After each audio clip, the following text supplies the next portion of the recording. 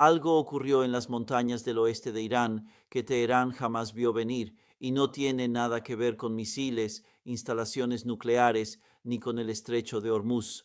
Por primera vez desde que comenzó la guerra, los combatientes kurdos, el grupo que Irán pasó décadas intentando aplastar, humillar y presentar como una insurgencia dispersa e impotente, acaban de demostrar que todavía pueden hacer sangrar al régimen desde el interior, precisamente en el único lugar que la República Islámica siempre consideró intocable, sus propias provincias fronterizas del oeste. Y el mensaje que enviaron no fue sutil, no fue simbólico, fue escrito con la sangre de soldados de la Guardia Revolucionaria en una carretera de montaña cerca de una ciudad de la que la mayoría de las personas fuera de la región nunca ha oído hablar. Esta noche vamos a mostrarles exactamente qué ocurrió, por qué esto aterroriza a Teherán más que otra ronda de ataques aéreos israelíes y por qué los próximos 90 días podrían decidir si la frontera occidental de Irán permanece unida o finalmente comienza a desmoronarse. Mientras el resto del mundo ha pasado los últimos meses concentrado en el estrecho de Hormuz, en los aviones furtivos y en las imágenes satelitales de túneles nucleares, una guerra completamente distinta ha estado reavivándose silenciosamente cientos de kilómetros más al oeste, en un terreno que el gobierno iraní siempre ha tratado como un problema exclusivamente suyo que debía resolver en silencio, sin conferencias de prensa, sin mediadores internacionales, solo aldeas de montaña, puntos de emboscada y una insurgencia de décadas que prácticamente todos daban por completamente sofocada. Esa suposición acaba de derrumbarse. Todo imperio tiene una línea de fractura que se niega a mirar directamente, la grieta en sus cimientos que espera que nadie más note. Para Irán, esa línea de fractura siempre ha sido el Kurdistán, no la versión dibujada en un mapa con fronteras perfectamente definidas, sino la realidad de millones de kurdos étnicos repartidos por las montañas del oeste de Irán, el este de Turquía, el norte de Irak y el noreste de Siria, una nación sin Estado, armada con generaciones de agravios y cada vez más también con armas. Durante décadas, Teherán administró esa fractura mediante fuerza abrumadora, asesinatos y miedo. Esa fórmula funcionó hasta que la guerra iniciada el 28 de febrero abrió una grieta en el mito de la invencibilidad iraní. Y en cuanto ese mito comenzó a resquebrajarse, los combatientes que llevaban generaciones esperando exactamente este momento empezaron a moverse. Para entender por qué esta advertencia golpeó con tanta fuerza, hay que recordar cómo era Irán hace apenas 5 meses. El 28 de febrero, Israel y Estados Unidos lanzaron la operación Epic Fury, un ataque coordinado tan preciso que acabó con la vida del líder supremo de Irán durante las primeras horas de la guerra. Durante 30 años, la supervivencia de Ali Khamenei había sido la prueba definitiva de que la República Islámica era intocable. Esa prueba murió con él. Durante las 5 semanas siguientes, Irán sufrió devastadores ataques contra su infraestructura militar, su programa nuclear y su estructura de mando, mientras al mismo tiempo intentaba contener a los grupos de oposición kurdos que llevaba años tratando de destruir a lo largo de su propia frontera occidental. Según observadores independientes, durante la guerra, Irán llevó a cabo cientos de ataques con drones y misiles contra grupos militantes kurdos iraníes exiliados establecidos al otro lado de la frontera en el Kurdistán iraquí, matando al menos a 10 de sus miembros en una campaña constante de bombardeos diseñada precisamente para impedir el tipo de levantamiento que Teherán más temía. Ahora bien, aquí es donde la historia se vuelve mucho más peligrosa de lo que la mayoría imagina. En el punto más intenso de la guerra, comenzaron a surgir informes de que Estados Unidos e Israel estaban alentando activamente a las facciones kurdas iraníes establecidas en Irak para lanzar una ofensiva terrestre a gran escala a través de la frontera, como parte de un plan más amplio destinado a ayudar a derrocar al régimen de Teherán desde el interior. Según informó The Washington Post, el presidente Donald Trump ofreció personalmente lo que fue descrito como una amplia cobertura aérea estadounidense y otras formas de apoyo a los grupos kurdos iraníes opuestos al régimen, presentándolo como una oportunidad para que los kurdos tomaran territorio en el oeste de Irán. En conversaciones privadas con dirigentes kurdos, Trump les habría dicho de manera directa que debían elegir un bando, o con Estados Unidos e Israel o con Irán. Uno de los miembros de la oposición kurda lo expresó con palabras que deberían inquietar a cualquiera que comprenda la rapidez con la que las promesas desaparecen en esta región. Dijo que los combatientes no podían avanzar a menos que primero se despejara el cielo sobre sus cabezas, reclamando una zona de exclusión aérea similar a la que protegió a los kurdos iraquíes después de 1991. Durante unos extraordinarios días de marzo pareció que la historia podía repetirse. Un levantamiento kurdo respaldado por Occidente que crearía una nueva zona autónoma a partir de un régimen herido y debilitado. Pero esa no es la parte más impactante de la historia, porque tan rápido como apareció ese plan, también se derrumbó. El 7 y el 8 de marzo, el presidente Trump cambió de rumbo públicamente, afirmando que no quería que los combatientes kurdos entraran en la guerra, diciendo que el conflicto ya era lo suficientemente complicado y que no quería ver a los kurdos heridos o muertos. Entre bastidores, según múltiples informes, la presión ejercida por el presidente turco Recep Tayyip Erdoğan desempeñó un papel decisivo para acabar por completo con el plan, ya que Ankara lleva décadas aterrorizada ante la posibilidad de que surja una zona autónoma kurda cerca de su propia población kurda. Según los informes, la propia Dirección de Inteligencia Militar de Israel se mostró escéptica respecto a la ofensiva desde el principio. Así, pese a que existían reportes de que miles de combatientes kurdos ya habían comenzado a posicionarse en las montañas del sur, cerca de Maribán, el gran plan para una ofensiva kurda respaldada por Occidente murió discretamente, dejando expuestos a los combatientes que ya se habían movilizado sin la cobertura aérea que les habían prometido y frente a un régimen que jamás olvidaría que habían intentado levantarse contra él. Aquí es donde el costo humano de las promesas incumplidas se vuelve imposible de ignorar. Los líderes y analistas kurdos han sido muy claros sobre lo que esta traición significó realmente sobre el terreno.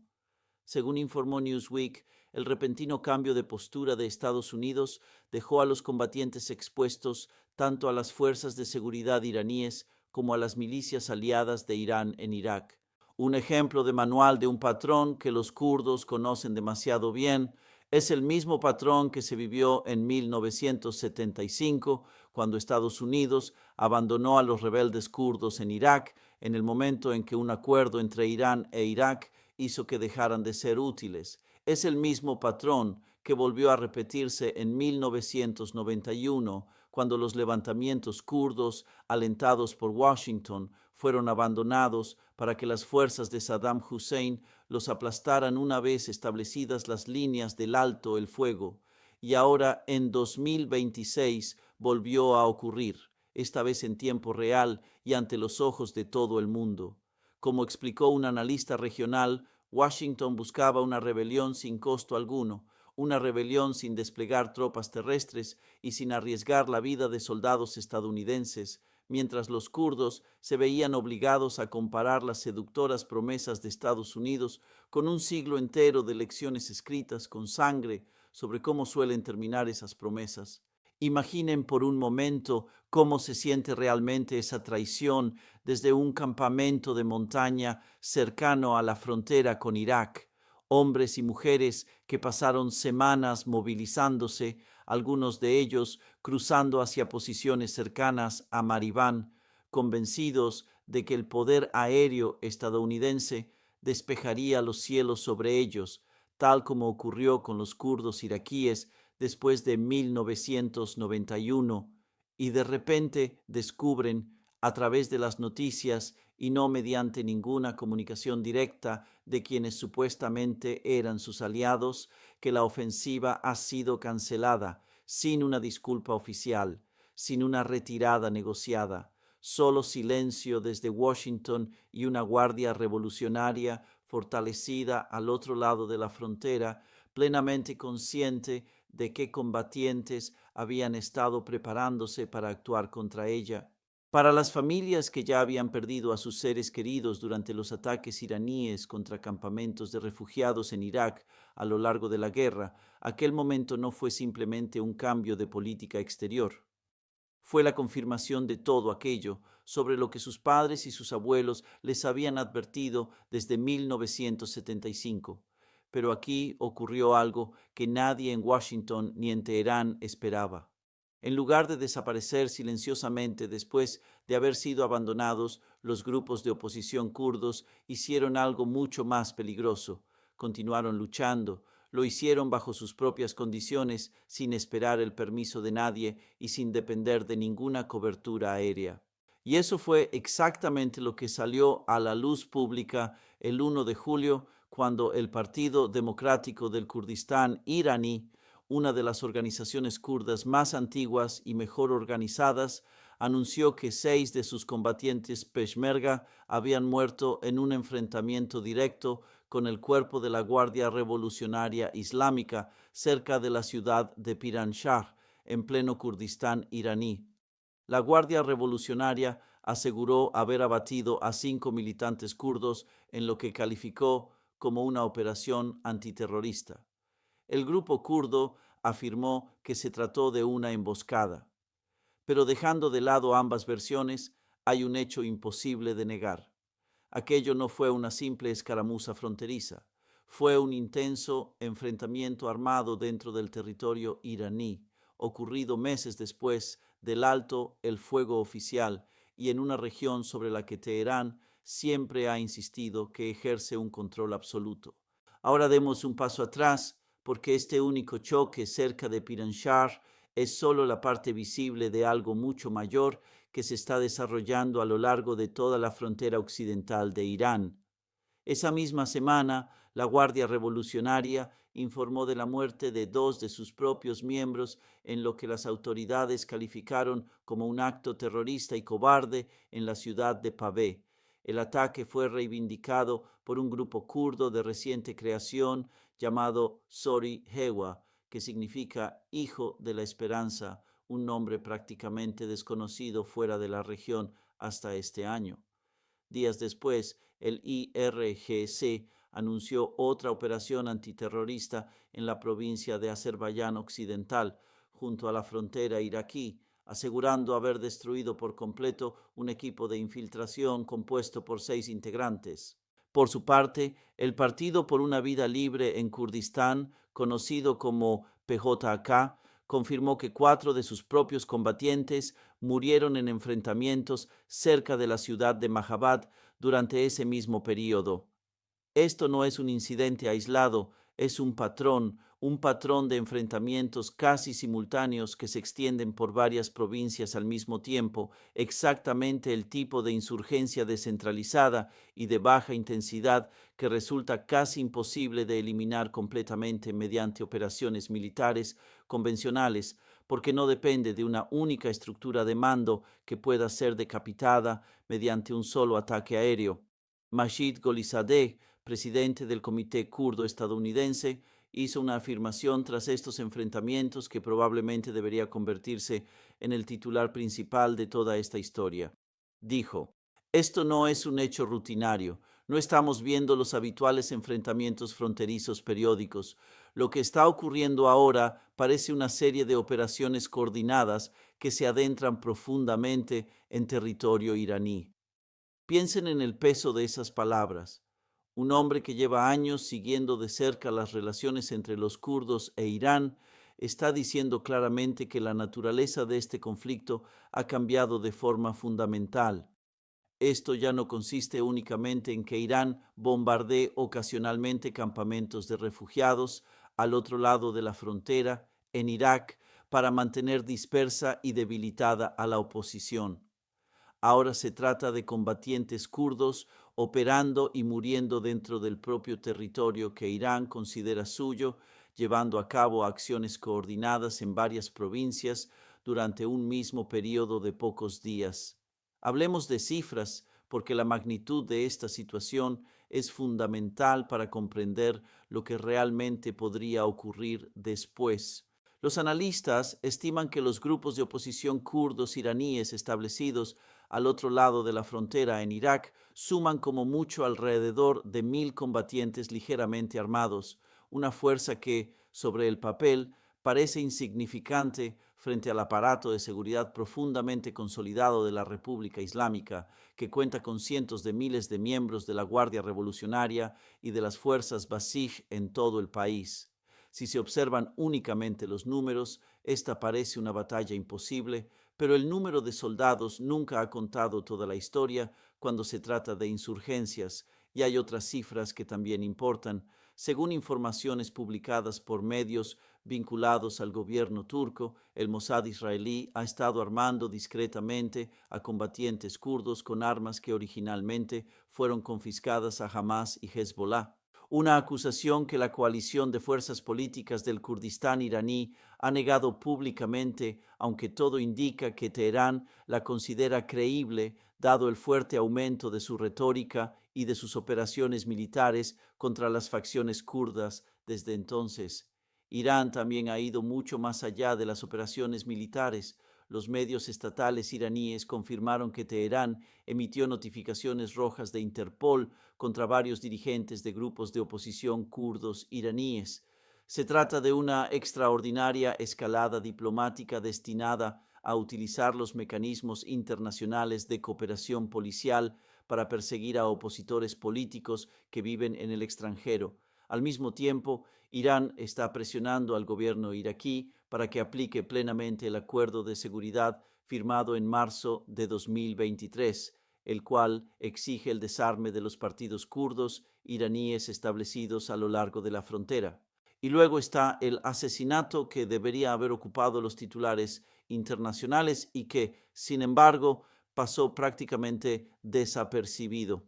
El 2 de julio, Saran Mamadzadeh, miembro del Partido por la Libertad del Kurdistán, conocido como PAK, fue asesinado en Erbil, la capital de la región semiautónoma del Kurdistán iraquí. Quienquiera que ejecutara ese asesinato envió un mensaje inequívoco.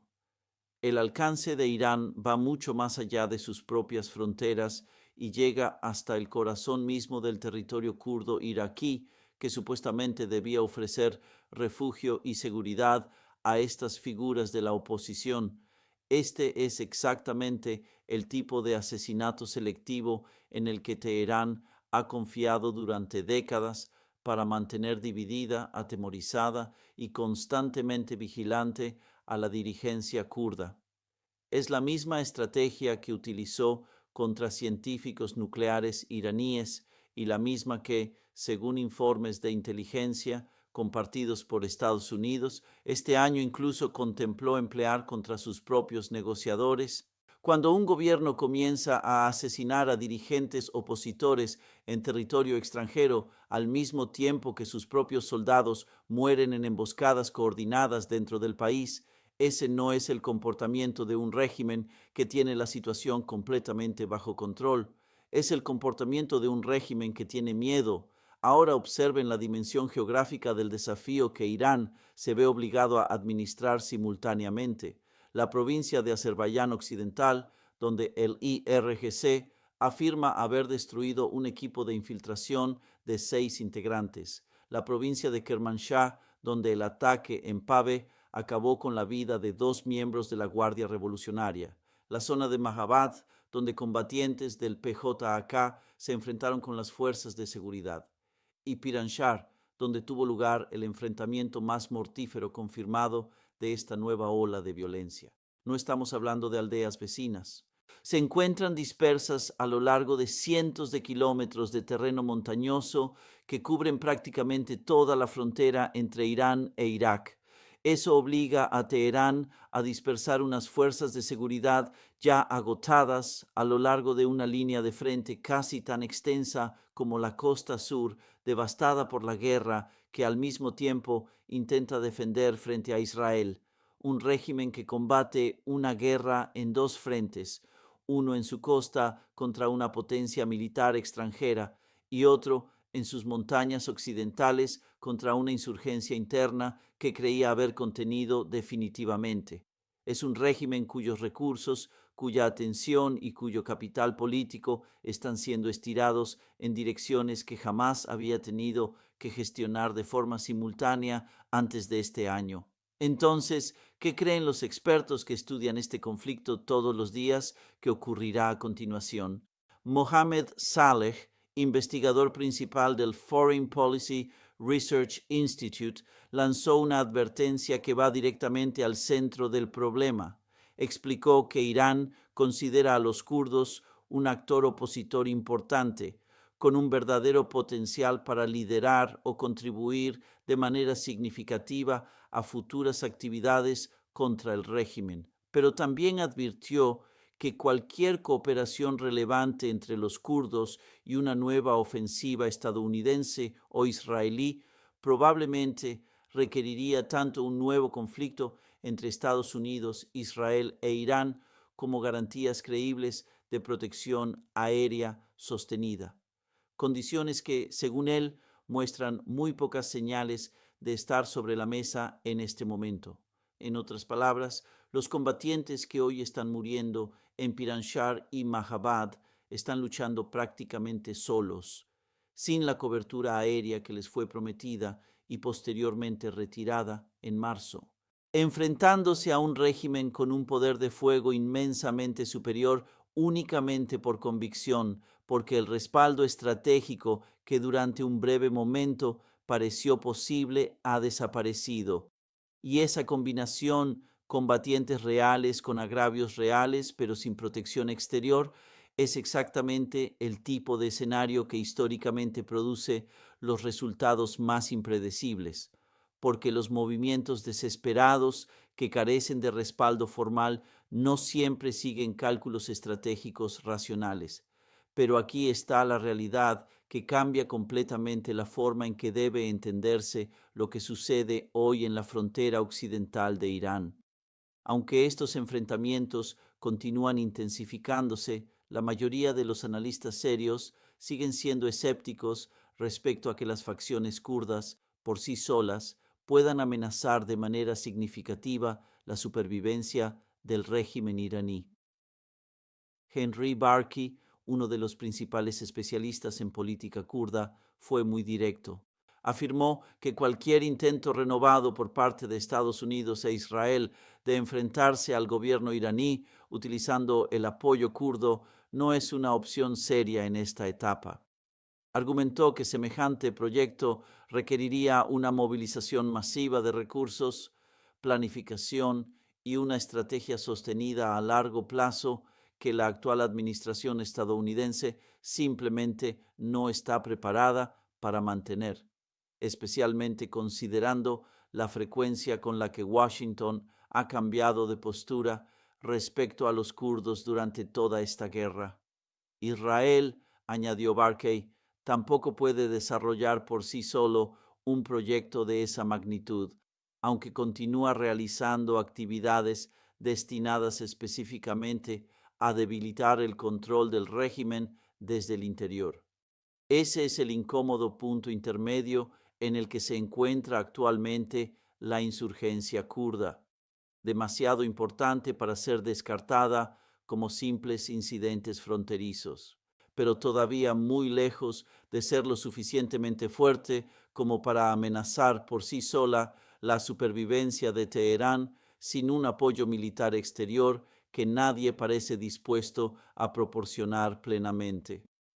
Ahora observemos a todos los demás actores que esta línea de fractura está arrastrando hacia el conflicto porque la cuestión kurda nunca ha respetado las fronteras nacionales y precisamente eso es lo que la hace tan peligrosa. Comencemos por Turquía, el país cuya presión ayudó prácticamente por sí sola a desbaratar el plan original de la ofensiva kurda en marzo.